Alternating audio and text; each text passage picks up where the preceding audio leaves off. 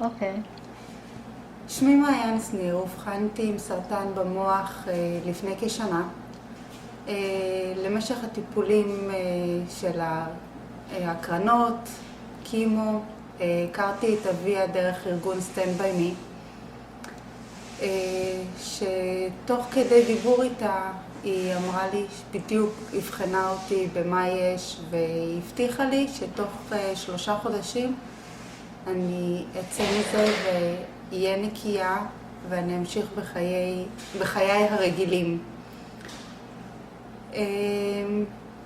למשך התקופה הזו אביה אימתה וחיזקה את הדברים האלה, ובמשך הזמן כפי שטופלתי התוצאות אכן הראו שהטיפול עוזר.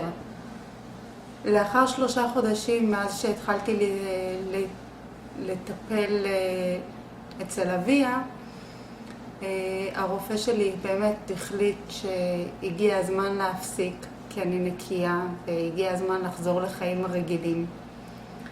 אביה באמת אימתה את הדברים, וגם בימים שהיה לי ספירת דם נמוכה היא עשתה טיפול ואכן הוראה שזה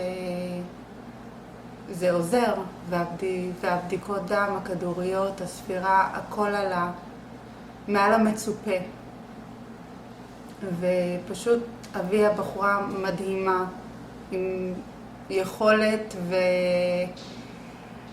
ואין מילים, פשוט סגולת עם.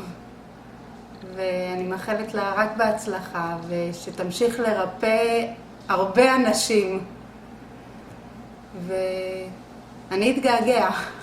תודה, גם אני. להביא בהצלחה רבה. אוהבת אותך. אני אוהבת אותך.